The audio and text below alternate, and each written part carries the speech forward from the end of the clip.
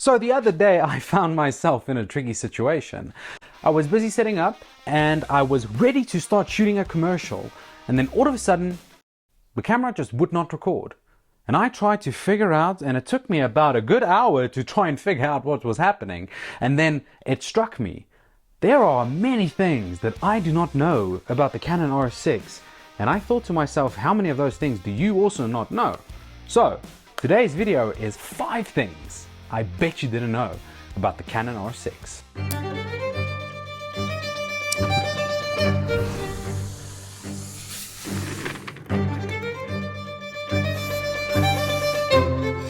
Okay, the first thing I bet you did not know about the camera is that when you are using like an anamorphic lens or lenses like the probe lens that don't have automatic focus on it, when you're using lenses like that, you need to inform the camera that the lens that you are using does not have the capabilities to do autofocus.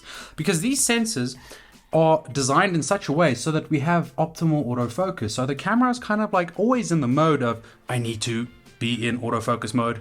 So when you use lenses like that, you need to actually tell the camera. And how do we do that? We go over to the orange menu, and the orange menu is number 1, 2, 3, 4, 5, 6, number 6 in the camera, right? And then we go to the 4th menu on the orange menu. And then we head over to release shutter without lens, and then we put it on.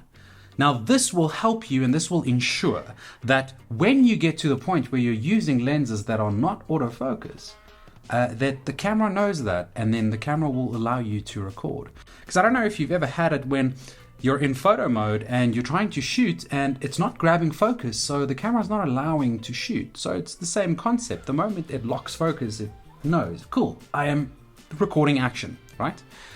And that is a nifty little trick, and it'll save you some time knowing that when you're on set, and you don't have to try and figure out why is this thing not working.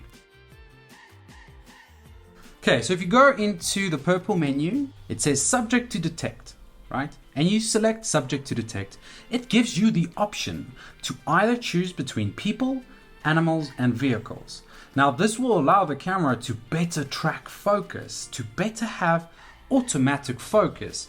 If, for instance, you're doing wildlife photography, it wouldn't help putting it on people because the camera will better detect eyes and focus when it knows, okay, this is a moving car. So I know the autofocus system changes a little bit. And oh, this is an animal. The autofocus system then changes a little bit. So that's also quite a nifty little trick to know and to remember. You can actually copyright your images. And to do that, you have to go into the wrench menu, which is the 5th menu and the 5th bar on the wrench menu. So it's number 5.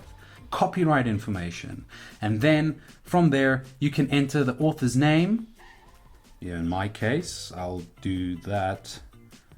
Brand, film, copyright details. So then you can add any details you would like to add. This will just allow for you to actually have some evidence that you took the photo. So when you get to a point where you perhaps took a photo, someone stole that baby online, used it for themselves to maybe make some money, maybe sell some stuff, then you can actually go and say, listen, yeah, the metadata of this image will show you that this belongs to me.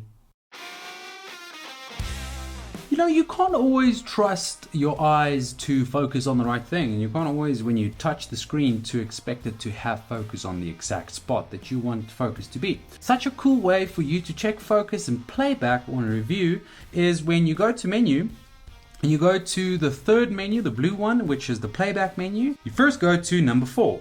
Go to magnification, in brackets it says APX. So mine is set to actual size from selected PT. Then you go to autofocus point display and you switch that to enable. Then you go to playback, and then you'll see the little block or the bracket that you chose for focus will be kind of like printed on the screen on your image itself. And then when you magnify, it'll go to that focus point, which is quite interesting because sometimes, you know, you zoom in and you want to check if something is in focus, but this is kind of like the camera directly going and saying, that thing is in focus, and when you zoom in, it'll go to the exact point where focus was chosen.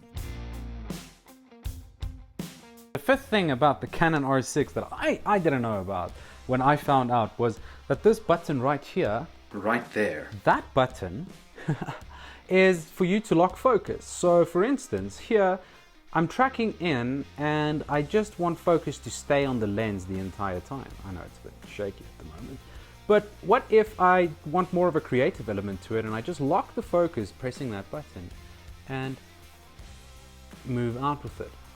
Just gives you some more, like, just allows you to have a bit more creativity involved with your focus, so you don't always have to just rely on tracking in. You know, even when you're doing like a slide shot, sometimes what happens, it kind of like it just hits back focus, and you don't want that. So if you can just go and you lock focus on there, it just keeps that line of focus, which is very, very nifty. You know, we can do the same here. Locking focus, tracking in, and coming out. You know, just extra creativity, and then you also don't have to try put too much pressure on the actual lens. Please let me know below if you have found this video helpful and if you learned something new about your Canon R6. Yeah, if you still have some time, hit up this video if you haven't watched it yet, or this one. The choice is yours. Thank you.